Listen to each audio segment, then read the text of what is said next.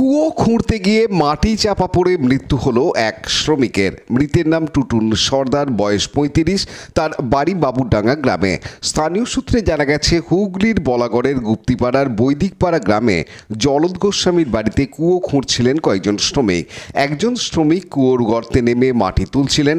হঠাৎ করে মাটি ধসে চাপা পড়ে যায় সেই শ্রমিক।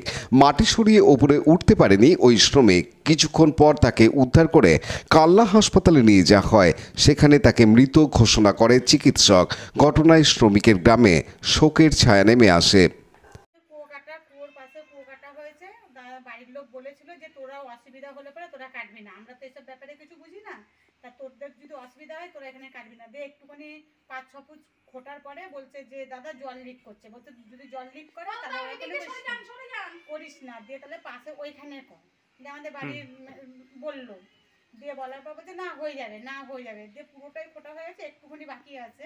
সেটা খুঁড়তে গিয়ে তারপর দুজনে ছিল নিচে, একজন ঘাড়ে মাটি পড়ে ও পুরোই চেপেছিল। পুরো ৮-১০ মিনিট, হয়তো আমরা তো অত ঘড়ির টাইমটা দেখিনি, ৮-১০ মিনিট হয়তো হবে, ৫-৭ মিনিট কি ৮ মিনিট হবে। দিয়ে তখন ওকে তোলা হলো, সবাই মিলে তুলে তুলে কালনা নিয়ে যাওয়া হলো। কালনা নিয়ে যাওয়া হয়ে যাওয়ার পরে দিয়ে বাড়িতে সব লোকজন সব ভর্তি হয়ে গেল। পুলিশ আসলো, পুলিশের সঙ্গে কথা হলো। দিয়ে এই বাড়ির লোক টোক আসলো, ওরা এসে জল ফল লোককে তো দেওয়া টেয়া হলো। এই পর্যন্তই।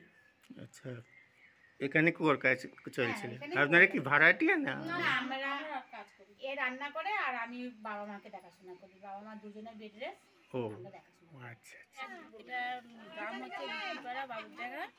এখানে একটা বড় ঠাকুরের একটা পুজো চলছিল। তা এখানে একটা দুর্ঘটনা ঘটে গেছে। একটা ছেলে, আমাদের পাড়ারই ছেলে, কুয়ো কাটতে গিয়ে ধস নেমে পড়ে মারা গেছে। ওই জন্য পুজোটা বন্ধ আছে, এখনো আনা হয়নি।